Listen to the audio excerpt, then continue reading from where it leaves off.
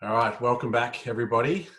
Today's special guest for our Zoomcast is Dayana Brooke, or known from the Sustainable Traveller, and she's given us some time today to jump on and share her story of how things have been going over the last few months and what she's been working on for the future on the other side of all this as well. So welcome, Dayana, and I'm sure there's a few people out there that have seen you possibly on a couple of other these webinars telling your story, and they may have already known you previously. But for those that don't, how about you start us off with sort of your backstory and entry into the industry and what's led you to where you are today? Cool. All right. Thanks, Josh. Really appreciate having this chat today and being able to share some of my story with those who are watching. So, yeah, look, I've been in the travel industry now for 20 years, almost 20 years. And I started off working with STA Travel, North Sydney, all those years ago. Did a bit of a stint in the UK where my husband's from. I worked in Liverpool, hence my devotion to the Liverpool Reds, who won. And then came back. I did entertainment travel for a few years. I was booking travel for rock stars and production shows and things like that. And then the last 10 years or so, I've owned my own businesses. So I've been running a business from home as an independent consultant. And yeah, the love of travel has always been there, and it's been there since I was little. So I am the child of immigrant parents who came to Australia from Chile. And I was very fortunate that my parents, when we would always go back to Chile during the summer holidays. And those memories have lasted with me for a lifetime and really started my journey into travel and appreciating how much you can experience and be transformed from a trip overseas in a different culture and in a different country, a different language. So really, really grateful for that. And that's just, being in travel has been my sole career, and completely, dedicated to it.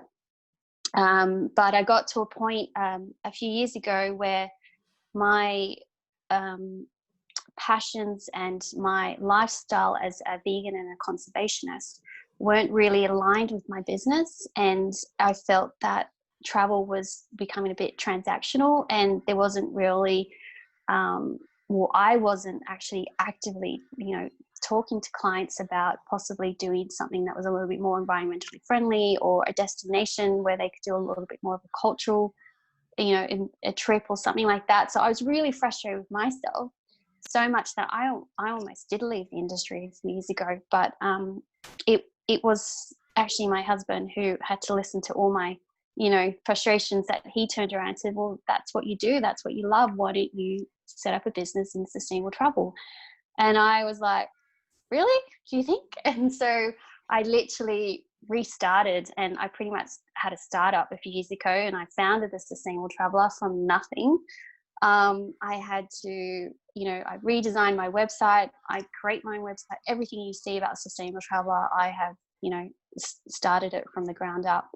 And pretty proud of it so far. Last year was fortunate enough to be nominated for 2 awards, one for Women in Travel and one as a recipient of a finalist for Cato at the National Travel Industry Awards.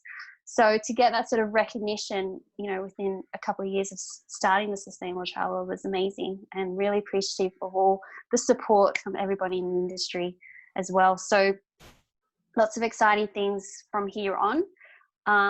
But yeah, hoping something that I share with those listening will, resonate with them, maybe inspire them to do something a little bit differently, or venture out and try something, be brave. And so, yeah, we'll see how it goes. Absolutely. What a journey, and what a couple of years of whirlwind, no doubt. Recently, getting you up to this point with a startup and everything that's happened. How's the last few months been for you, and how's this whole time sort of impacted the business and you personally, and how have you been coping with it all? Yeah, the last few months were, well, when this happened back in March, we were the travel agents in the industry were frontline. We were the first ones hit, and it was it was really, really heartbreaking to see so many of my colleagues lose businesses, their business and their livelihood, you know, overnight. And we weren't certain of what was going to happen. So much confusion, and so much change so quickly. And for me personally, my business was in a bit of a slow state anyway, coming out of summer holidays. I try and, you know, minimize inquiries anyway to spend time with my family. So I had a quiet business at the time, so I didn't actually experience too many big losses. But like I said, watching colleagues lose, you know, so much overnight was really heartbreaking. So so that was, and the love of the industry, like just to watch it literally implode, like it was really sad. And so I went through, you know, those phases of grief. Like I can say that I felt, you know, I mean, there were days where it was quite depressing. Like I was like, I don't know what I'm going to do, what's going to happen. On top of all that, you know, I had to deal with, you know, homeschooling as well on top of everything. And so it was really hard, to be honest. But the clients I was dealing with at the time were super amazing. Like I remember a client just ringing me saying, look, I really feel for you right now. Like, you know, and that was probably in the first week or so of this all happening. And then within a couple of weeks, everybody was being affected. And so suddenly, you know, you got, you know, other people could relate, you know, to what you were going through. So, so I guess, yeah, it was just a really hard time, I guess, as well. But what I ended up doing was, once I realized and was going through the stages of depression, which was, you know, really tough, and I'm sure a lot of people, you know, were questioning a lot of things, I realized that this was it. I had to kind of, you know, get myself together, regroup, accept that this was the current reality, and really figure out, okay, where do I go from here? And I really started to look at the things that I was super passionate about, the list of things that I was going to get to, thinking maybe I'll get to that in a year or 2 years.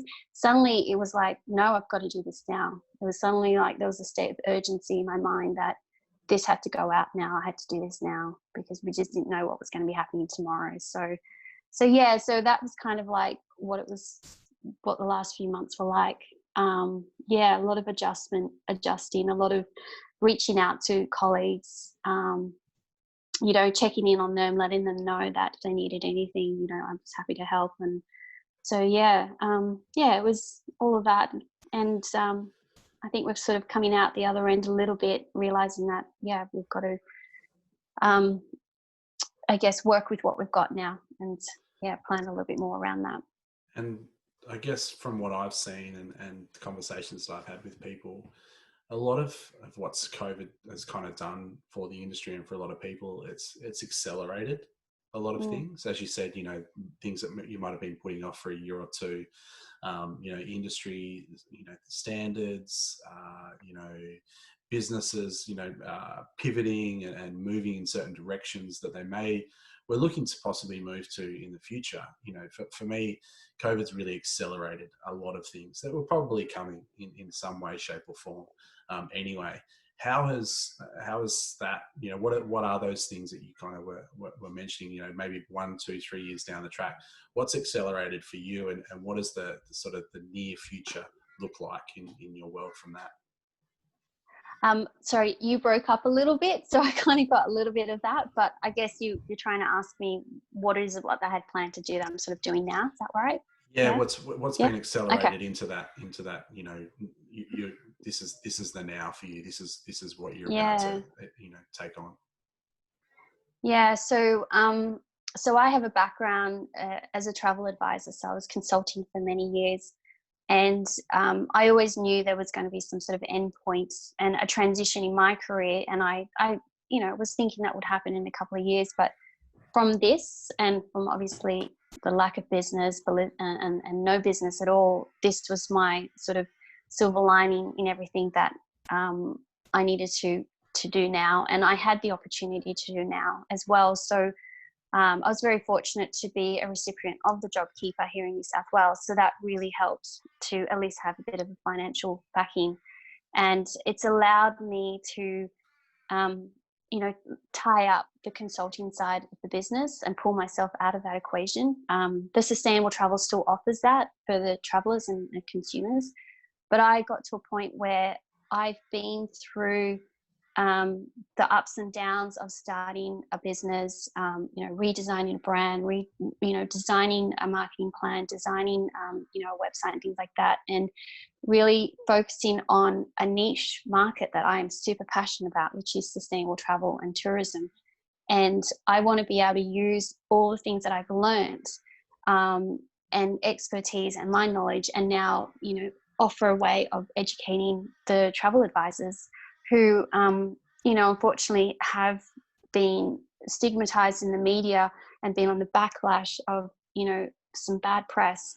And I think now is an amazing time to, spend on upskilling yourself and learning and actually delving into something that you're super passionate about as well. And if it just happens to be sustainable travel, then it's something that I'd like to offer them in terms of educating them with some online resources, providing a digital platform where they can do, learning modules and, learn more about this to get to a point where there is some sort of accreditation or some sort of skill level or skill set that they can then represent themselves with the consumers. So that's the point where I'm kind of at. And I've had an opportunity to work with a business strategist in the last few weeks, which is fantastic. And that's kind of given me a way to formalize and importantly to monetize the strategies that I have planned for the next 12 to 5 years. So that was one of my struggles in sort of moving away from consulting, which, obviously has an income attached to it, to more of a travel consulting, I should say, to more of an education platform. How does that look? But how do I also, pay myself a wage from that at the end of the day? That's obviously, important as well. So that's kind of accelerated that. So, and that's kind of where I'm at the moment. And now putting on, a new hat to say to people, look, I'm regarded and as a sustainable travel expert, and now putting educator on the end of that, so that I can now, put myself in that framework and mind for others to realize that that's what I'm setting up and offering and can do. I hope that answered the question. Yeah, it's exciting, and Okay. I've spoken to a lot of people over the last few months around starting new businesses through this period, which most people would kind of look at you and go, you're mental or you're crazy. And but what it's done is given people the time to pull the trigger on something they've wanted to do for a long period of time. And I guess I put myself in that category as well. So, with most people telling you you're mental or crazy to do things, during this period of time, especially in the travel industry, what have been some of the really frustrating parts of the last few months for you, trying to do this, trying to get this up and running in the, I guess, the environment that we're in at the moment? Yeah.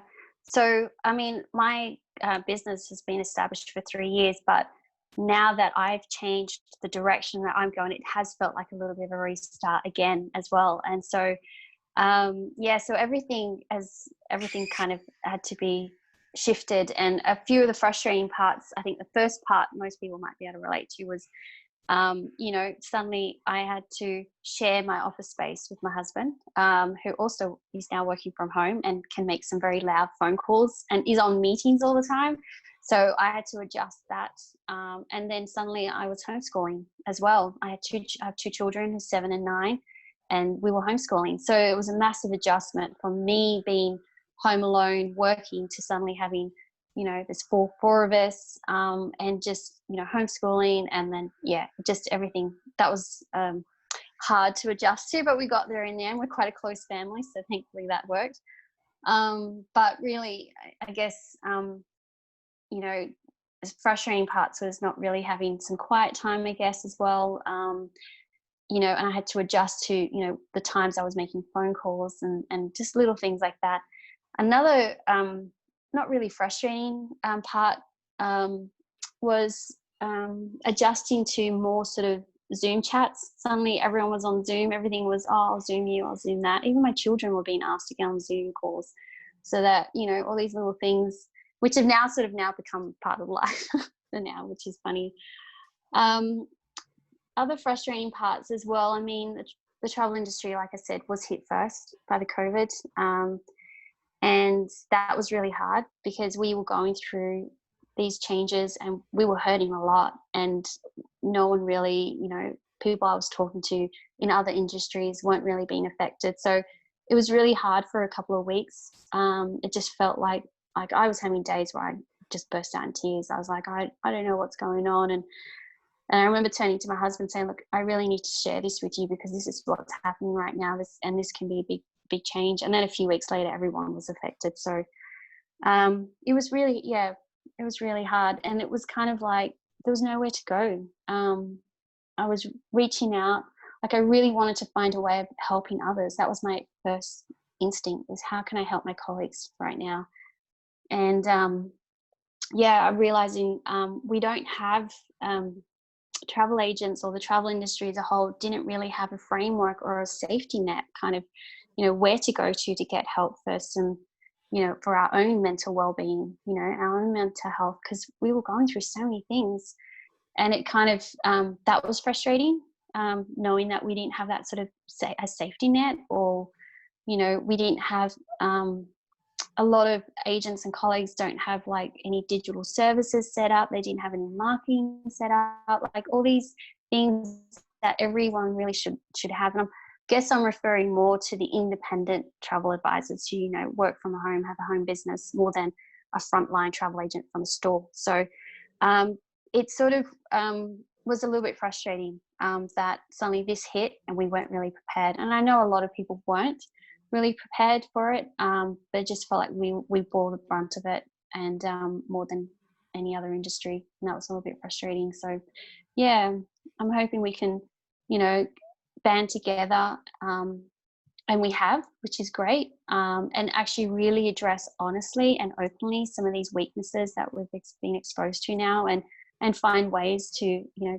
collaborate together and work on them so that we can, you know, build it and revitalize the industry even stronger. So yeah, it's good to see, you know, so much of that sort of coming to light. You know, there has been not only just our group but other groups out there, and you know, lots of people coming together and helping each other out, and it's getting to the point, you know, where there's, or has already, but there's, you know, there's no new uniforms, there's no brands, there's no colors that people are, you know, attaching themselves to. They're just in travel. And hopefully we're all working towards the same outcome, which is a, you know, a strong and robust, and but also an industry that's reset itself a little bit, and righting some of the wrongs that we maybe had in place, and identifying, you know, some of the ways that we did things weren't the way that we should be doing things, and moving forward. And you know, no doubt, you know, from your own experience over the last few years and coming into this, you know, identifying certain areas of the industry, you know, the sustainable side of the business, you know, sustainable side of travel, you know, we've seen, you know, the Himalayas become visible, you know, in India again, and lots of other examples of what the earth has been able to do without us, you know, chasing all over the place, trying to experience it for all that it offers. How do you feel, you know, from an industry side of things, and from agents and consumers and everybody involved, what are some of the things that we should be considering to give people the confidence and allow them to keep moving again, and start doing what we all love to do, which is travel this world with all the world knowing, you know, what our impact really is. What are your thoughts on that? Yeah, look, a lot of thoughts. So if I ramble or go off on tangents, please tell me. But I think we all know, I think this experience has made us more aware than ever before how much we're fortunate and privileged to travel, and that travel is a really big part of our lives. We see the value in it. We see the value it does for our own well-being, the value it does, you know, when you meet up with other people and your family. A lot of us have family overseas, and, you know, I think we've realized how much maybe we took it for granted as well. Travel is, for me, travel is a real catch-22. It's when it comes to sustainability, it's obviously a part of the problem, the physical act and the flying, and we all know that. But it's also, part of the solution. And a lot of what I used to get is, oh, what about flying? About the carbon off flying, and what if we stopped flying? And we had the whole flight shaming movement in Europe. If we took flying out of the equation, so many countries, their whole economy would collapse. And we've seen that's what's happening. So many countries are reliant on tourism. The Maldives, for example, Maldives, whichever pronunciation you want, I'm not sure, I always get confused. Their whole economy is reliant on tourism. So if you pull the plug on flying, suddenly there's no one, traveling there anymore to support, the resorts, the staff, the marine conservation are in place. And speaking of marine conservation, another good example is in Rwanda with the gorillas there. Their whole tourism is built around the traveller coming to pay, entry fees into the national park, the conservation fees, and then that money directly goes towards staff, lodges, conservation efforts, so many suppliers and products involved. And obviously the conservation of gorillas obviously is important. But I think what I'd like to see more of is, now that we've sort of had this time to stop and sort of rethink our lives, how we were living, and travel being one of the parts of our lives that we enjoy and we get a lot of benefit from. I'd love to see people realize that they can make a conscious effort in a lot of changes, but also in their travel choices as well, and where they choose to go, and realize that if they were to go to somewhere like Rwanda, for example, how much of an impact their tourism dollars will have, not only on the conservation of an amazing, beautiful, animal that I adore, but also the infrastructure that's built around that. And by understanding that, they get an understanding of the pillars of sustainable travel, which is essentially that, your tourism dollars goes towards the environment, goes towards, conservation, also goes towards the social economic side of it, wages of staff who can afford to, put their children into school and educate them. It also goes towards, the management. It goes towards all those different areas. And I'd love to see more of an understanding and appreciation and awareness of that. And travel advisors are a huge part of this, of sharing that, those stories and explaining to, your client, you are influencing their choices as well. And explaining to them, look, if you were to consider this destination, you can go with Intrepid. All their trips are carbon offset anyway, which is great. But they do a lot of immersive cultural experience, and G Adventures are all over that. They've been trying to pioneer that, push that message for 30 years now.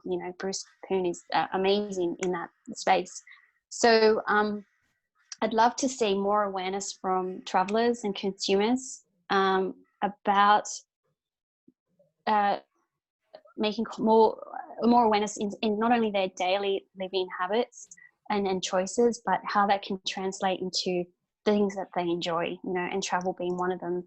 And also realize that travel advisors, there's an amazing array of, resorts and hotels and tour operators and even airlines, like, doing amazing things for the environment. And often you don't realize and you don't know, but I'd love for them just to have a little bit of a spark to interest them to learn more, and by learning just one little thing, like, for example, put simply, let's see, I mentioned Rwanda, but I can also mention, G Adventures, for example, just yesterday came out with like some new tours based on Book with Confidence. And, all those tour options have a ripple score on them.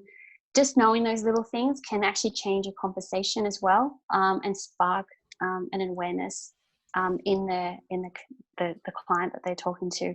And then that can just lead to various things. So have I rambled? Because now I've lost the question. I think but I just I'd love for travel advisors to realize that, they're the link. They're crucial to getting this message out there, and not think of it as the whole thing needing to be a sustainable travel trip. And I like to think of it as three levels, like a little sprinkle, of it on there. It could be as simple as, making sure your clients have a reusable water bottle, making sure that they're aware that, there's not to carry any plastics, consider, a little foldable bag, things like really simple tips, right through to what I call like an immersive state where you've sort of just gone in deeper, not deep, you've gone in a little bit, you're looking at somewhere to stay that's a little bit more environmentally friendly, perhaps doing a day trip tour with Urban Adventure, something like that. And then you've got like the third level, which is where you kind of deep dive and you are consciously wanting to make every aspect of it as sustainable as possible, environmentally friendly, cultural immersion, carbon offset, everything. So for me, I see it as three levels, and I'd love to share more of those kind of, those three levels to get travel advisors to realize it's not all or nothing. Like, I want them to realize you can do something, and something is better than nothing. So, I've lost the question. No, it's fine. As soon as you talk sustainable travel, I could just go on. I'm sorry. No, it's great, and I think it's a real part of what we need to be aware of and be considering, because if we're thinking it, then our customers are thinking it, and if we can be proactive in our awareness and understanding of it, and at least start that conversation, it's going to be one avenue of helping our customers be confident to start traveling again. And this is where the world is going to. It's not just travel, but it's actually our lifestyles, what we choose to eat, what we choose to wear, where we choose to live, what we choose to drive, all that sort of stuff. And even now, like, we're going to have the choice of, do we want to commute to go to an office space that's just going to be emitting carbon when we can just do it from our home? So everything is kind of being reimagined and rethought of in a way in which, it can be, more sustainable, a lower impact on the environment as well. And at the end of the day, like I say to people, if it's good for the environment, it's going to be good for you, and that's going to make you a healthier, happier person. And often it's a safer option. And right now, like, that's what we need to hear. That's what your clients need to hear. It's what consumers need to hear. It's going to be safe, and it's going to be a healthy travel option. Yeah, and I think what you mentioned before about just doing a little bit, is a good start. I think we get caught up in this needing to be 100% perfect in certain labels, or 100% vegan, or 100% environmentally friendly, or 100% anything. If you just like reduce certain aspects of your life, a little bit, it's still better than not at all. Exactly. It's a progress. It's stages, and even though I live and breathe this as much as I can, there's still elements that I'm constantly changing, because there's no perfection. And I think sustainable travel for so long was stigmatized as being this luxury experience, but with travel there's various levels that you can do it in. Like I said, I start small for some people, a little bit more, and then there's some who just want the whole thing, which is me. I try and do the whole thing, but sometimes you're limited. Like, we do have to get on a flight. We get that. We live in Australia. We have to get on a flight to go anywhere. So what do? You look at carbon offsetting, which is not, it's part of the solution. Okay. I don't want people thinking that once they've carbon offset, then they're good. There's other things, but it's just part of the solution. Super easy to do. You start looking at going as direct as possible. Don't go on a flight that's going to take you 5 stops to get there, because every time you take off and land, that's more fuel, more being used. Pack light. Do you really need 5 pairs of shoes? The less you carry, the less fuel, the less carbon, that's going to be emitted. So there's various things. So we do need to get on the flight. And what I'd love for people to realize as well is, airlines are working so hard. I can tell you, I mean, I don't work for an airline or anything, and, or anything like that, but they are doing, Qantas, for example. I'm sorry to hear about their losses yesterday, but they've been working on carbon offset and their Qantas Future Planet for the last 10 years. And they've actually, going to go carbon neutral. British Airways have been working on biofuel. Air France, KLM recently, last year, I think their campaign was basically, do you need to fly? Maybe take the train. But, they're very aware that they've got a massive, massive carbon footprint, and they're working really hard. And even IATA, like, people don't realize that IATA a couple of years back, got 50 airlines to sign up to basically a declaration where they're going to submit all this data and really get accurate data on how much carbon is emitted, on an aircraft, for economy, for business, for first, all these sorts of things. And that's going to be really important. And if we're not flying and supporting these airlines, we're going to miss out on that, and we're not going to be able to change and innovate. So it's a catch-22. Like I said before, travel is a problem, but it's also the solution, and it's finding that balance and, making it as sustainable as possible for now and for the future. So.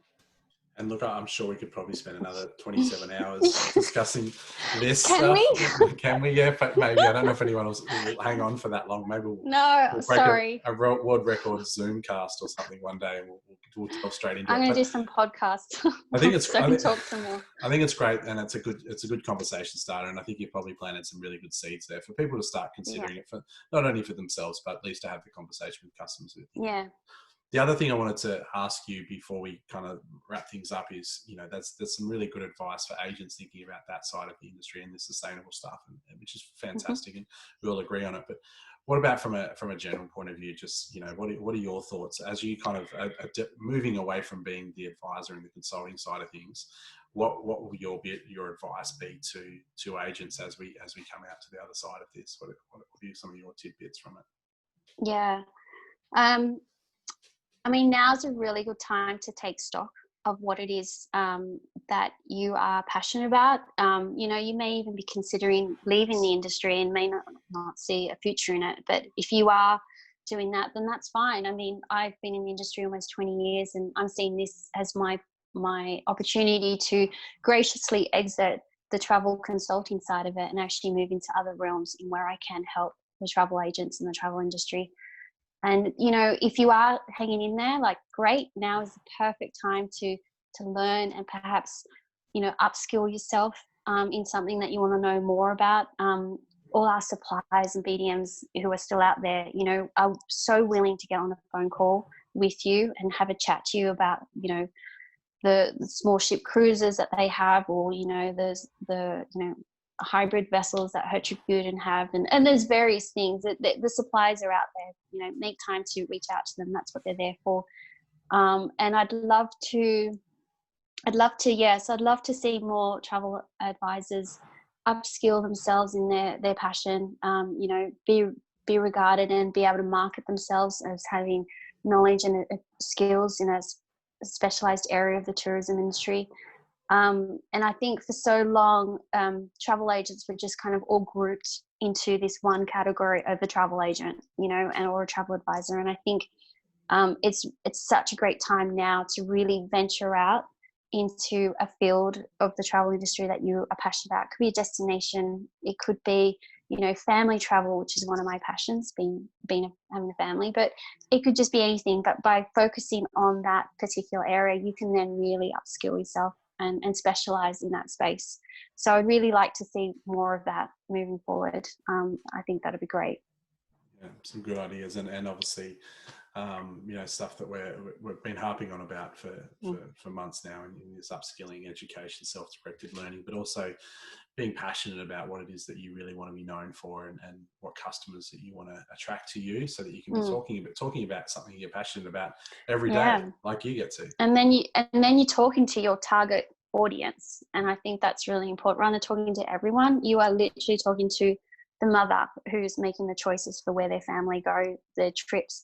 You're talking to that corporate executive or that EA, if that's your passion. But yeah, and something else that he mentioned, I'd like to mention as well, it's collaborating. And I said, what I've really liked and I've enjoyed seeing the last few months is yourself, coming up and saying, look, I'm creating this platform now, and collaborating with advisors to share their story, to hopefully keep people engaged and inspired, and other platforms, the Travel Industry Hub, and even Carry On. They really in the beginning really was trying to put together a community style, to just band people together and keep our motivation going, because it was really tough there for a while, and we're still going through a phase of a lot of uncertainty and confusion as well. So we've got to stick together as much as we can and help each other, and that's what I want to focus on now is how can I, skill the travel advisors interested in sustainable travel, and skill them with my knowledge and expertise and what I've learnt, and how I've gotten to this point, and how they can kind of incorporate into their business as part of their skill set. Yeah. Yeah, we'll put all the links and all the ways that they can get hold of you and find out more about what you've got to offer. So massive thanks for your time today and sharing your story and what's happening in your world, and some huge advice there, and also some seed planted for me and I'm sure for others in what we could be doing a little bit more in that space of how we travel and the sustainable side of things. So massive thank you. But before we let you go, we love a nomination. It keeps the wheels turning and yes, keeps me busy. I think I'm about 2 weeks behind in catching up with all of them at the moment, but we'd appreciate it if you thought of anyone out there that could maybe share their story and add some value to the group. Yeah, you've already tapped into a couple of that I had in mind, so I was frantically trying to find a couple. I'm going to nominate a couple of colleagues at Savenio. I don't have their names just as yet, but there's a couple there that I've reached out to see if they're okay to be nominated, and I'll let you know. Sorry I didn't have those details. I was frantically trying to get them. But I actually, no, my apologies. I do have somebody, Louise Lai. I would like to recommend her. She's an affiliate of Savenio, and she's recently been nominated on the first ever inaugural Savenio Travel Advisory Board, and she's got a really cool story to share, where she's at and where she's going. So yeah, I'll share those details with you. I've got someone. Cool. All right, we'll tag her in the post and see if she can find some time to jump on. But mate, awesome. As I said, thanks so much. Huge value. If people get half as much as what I got out of this, I'm sure it'd be worth their while in having a watch and having a listen to what you have to say. So good luck with everything in the reinventing of your business as it moves forward over the next few months, and good luck with living your purpose and your passion as we all come out the other side of all this. Look forward to watching from afar, and hopefully we can catch up on the other side and see how it's all going. Brilliant. Awesome, Josh. And thank you so much. And love the chat. Cheers. Thanks, mate. Talk soon. Thanks. See ya. Bye. Bye.